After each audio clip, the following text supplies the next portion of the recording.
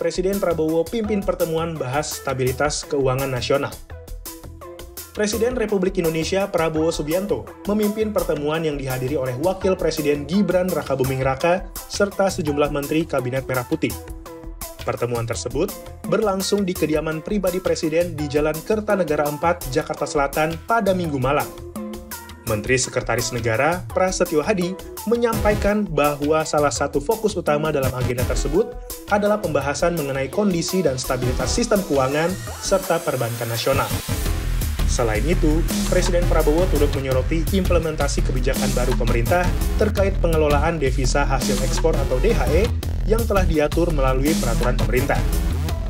Pertemuan ini juga menjadi bagian dari agenda rutin Presiden yang digelar secara berkala untuk mengevaluasi dan memperbarui pelaksanaan program pemerintah di berbagai sektor. Menurut Prasetyo, Presiden memberikan arahan strategis dan pembaruan mengenai capaian program-program prioritas nasional, sekaligus menegaskan komitmen pemerintah dalam menjaga stabilitas ekonomi dan keuangan negara. Baik, malam hari ini sebenarnya pertemuan rutin, sebagaimana setiap minggu, ya. Kadang-kadang hari Sabtu, kadang-kadang hari Minggu. Jadi di setiap waktu kosong Bapak Presiden kemudian memanggil para menteri. Memang malam ini lumayan lengkap karena Bapak Wakil Presiden juga berkenan hadir. Kemudian ada beberapa Menko dan beberapa menteri terkait.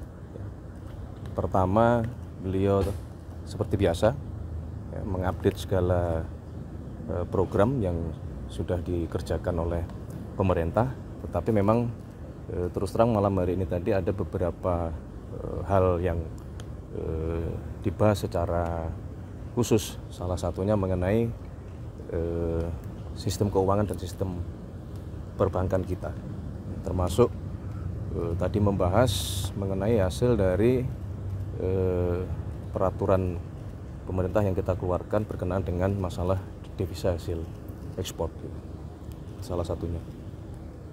Itu DHE-nya udah diterbitin berarti ya, Mas? Sudah berlaku mulai bulan Maret.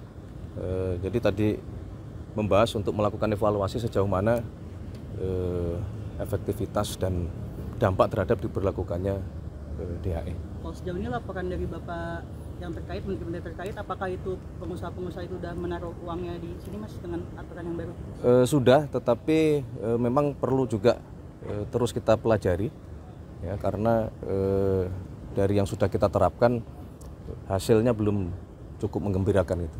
Makanya tadi salah satu pembahasan kita terutama di bidang ekonomi untuk malam hari ini. Ada kendala tersendiri kah, Mas, yang disampaikan tadi? Mengenai? Dari maksudnya dari pengusaha-pengusaha itu apa masih ada celah yang memungkinkan mereka untuk membawa itu keluar? Ya, masih ada beberapa yang memungkinkan devisa kita belum seoptimal yang kita harapkan. Makanya itu yang diminta untuk segera untuk dipelajari kembali.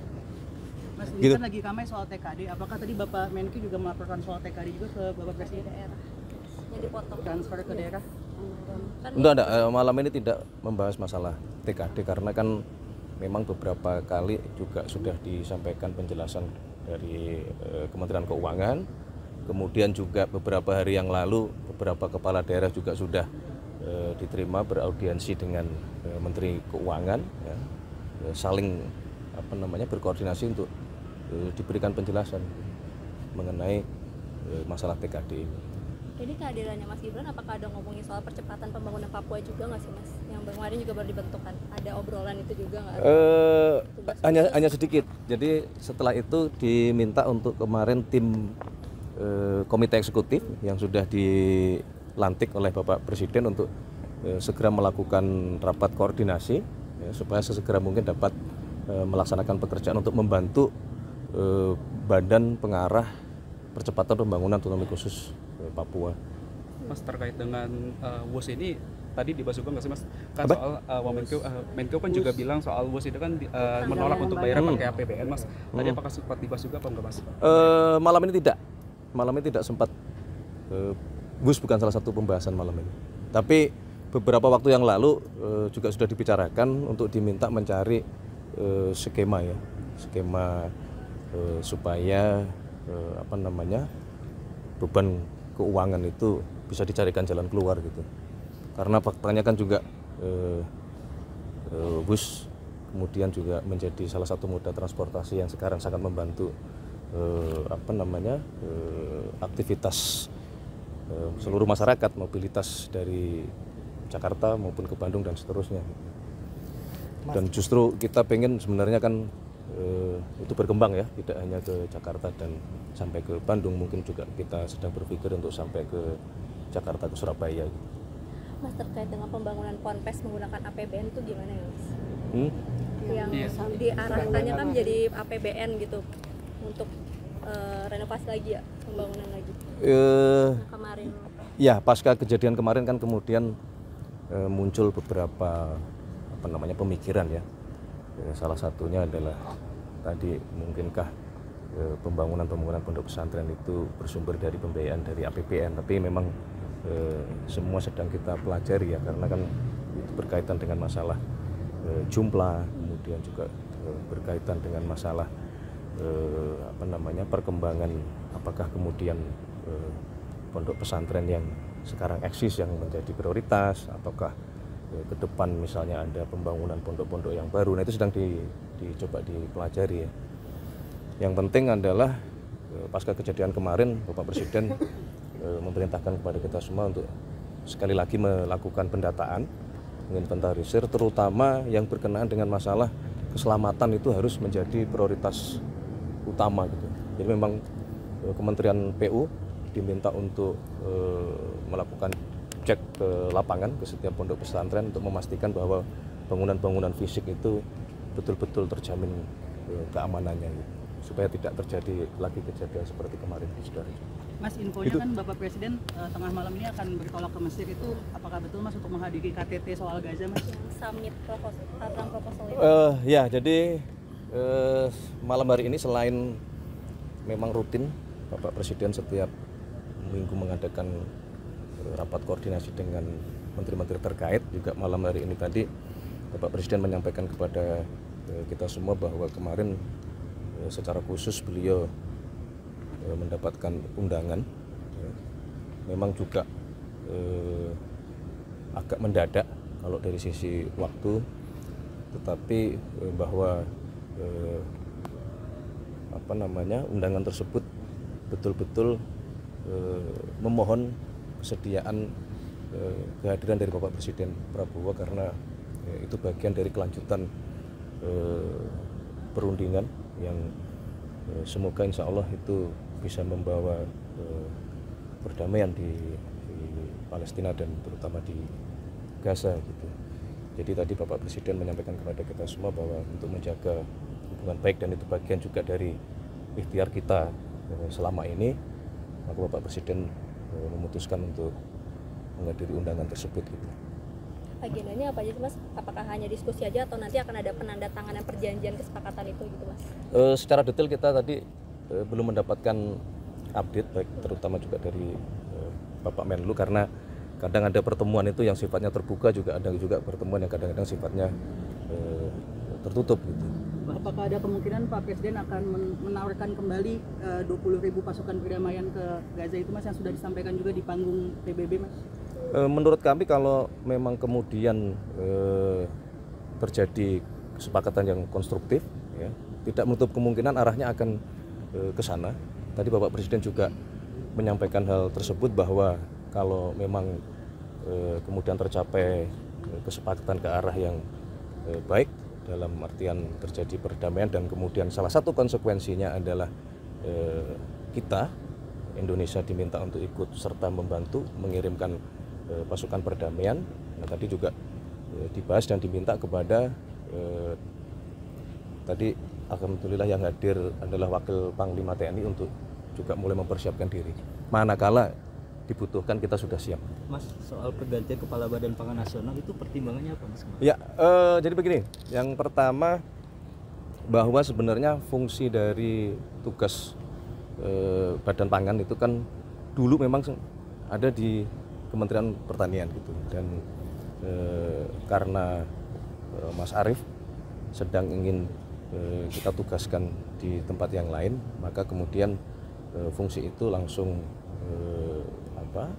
dijabat oleh Menteri Pertanian. Ini tidak ada masalah karena selama ini juga Menteri Pertanian dengan Bappenas selalu berjalan beriringan.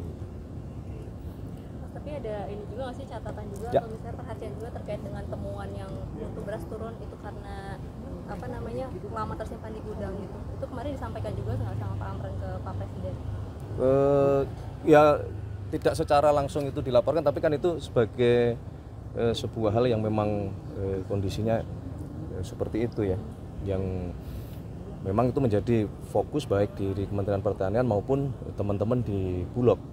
Bagaimana memperbaiki manajemen terutama penyimpanan, kemudian juga perlu kita sadari bahwa gudang-gudang kita juga beberapa pada kondisi yang memang perlu perbaikan gitu, termasuk penambahan pembangunan gudang baru yang kita rencanakan ada di kurang lebih di 100 tempat oleh karena alhamdulillah panen kita terutama beras ya, padi itu meningkat dan akhir tahun ini akan memasuki kembali masa panen.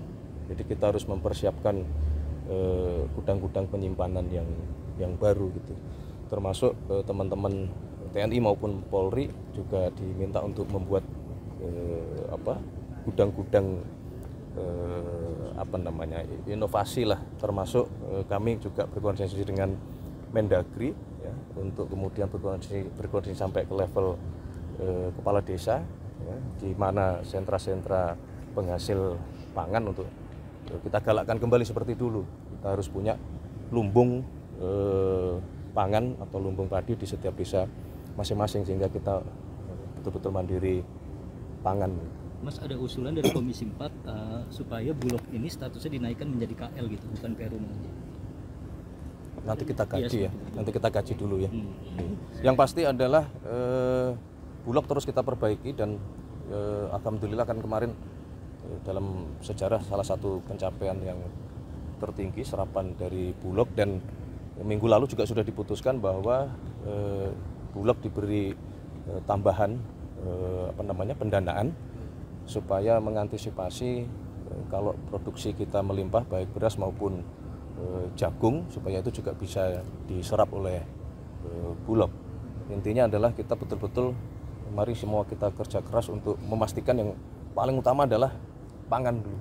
Ya, kalau pangan kita aman, perut aman, selebihnya insya Allah aman. Soal bola Mas. Evaluasi dari Tadi malam mainnya luar biasa bagus sebenarnya, tapi memang mungkin nasib belum berpihak gitu. Kita coba lagi ya. Kita evaluasi, kita perbaiki lagi, jangan patah semangat, terus jangan pernah lelah untuk mencintai timnas Indonesia kita. Terima kasih semuanya.